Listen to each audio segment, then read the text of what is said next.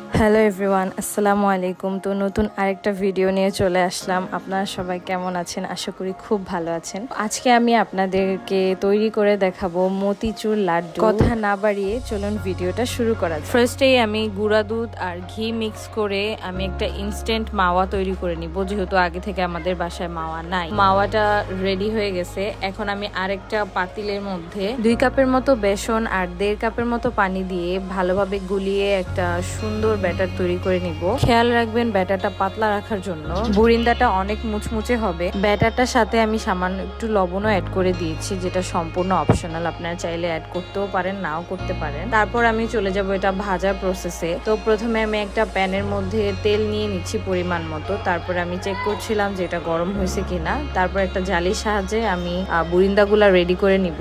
এই পর্যায়ে চুলার আঁচটা আমি মিডিয়াম লো রেখেছি, কারণ আমি বুরিন্দাগুলাকে একদম লাল লাল করে ভাজবো না। জাস্ট 2 থেকে 3 মিনিট ভাজার পরে আমি এটাকে উঠিয়ে ফেলবো লাল হওয়ার আগেই। তো আমার কিছুগুলা লাল হয়ে গেছিল। চেষ্টা করবেন যে একদম লাল না করতে। তারপরে এখানে আমি 2 কাপ বেসনের জন্য 2 কাপ পানি দিয়ে শিরা তৈরি করে নিব। তো 2 কাপ পানির মধ্যে আমি 1 কাপের মতো চিনি অ্যাড করেছি আর সামান্য একটু জর্দার রং অ্যাড করে দিয়েছি।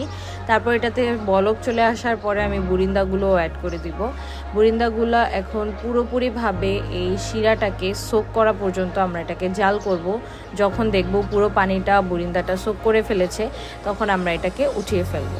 জাল করতে করতে এই পর্যায়ে বুরিন্দার লাড্ডুগুলো পুরোপুরিভাবে শিরাগুলোকে অ্যাবজর্ব করে ফেলেছে। এখন আমরা এটাকে একটা প্লেটের মধ্যে রেখে এটাকে একটু ঠান্ডা হতে দিব। ঠান্ডা হওয়ার পরে সেই আগে থেকে করে রাখা ম্যাওটা এটার মধ্যে অ্যাড করে দিব।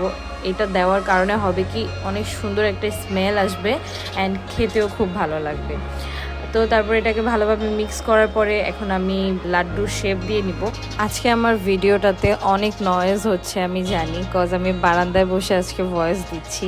এইটা আমার সেকেন্ড টাইম লাড্ডু বানানো অ্যান্ড আপনাদেরকে জাস্ট এতটুকু বলবো, এক কথায় অস্থির হয়েছে লাড্ডুটা। এত মজা হয়েছে যে আমার বাসার সবাই এত পছন্দ করছে, আমার মনে হচ্ছে আমার আজকের রেসিপি ডান। মতিচুর লাড্ডু বানানো খুব ইজি, খুব ইজিলি ভাবে এটা পারফেক্টলি বানাতে পারবেন। তো অবশ্যই বাসায় ট্রাই করবেন অ্যান্ড আমার পেজে ফলো না করে থাকলে এখনই ফলো করে দিবেন অ্যান্ড ভিডিওটাকে অবশ্যই একটা লাইক করে দিবেন অ্যান্ড ভালো থাকবেন, সুস্থ থাকবেন। আজকে এ পর্যন্তই। নেক্সট কোনো ভিডিওতে দেখা হবে। আল্লাহ হাফেজ।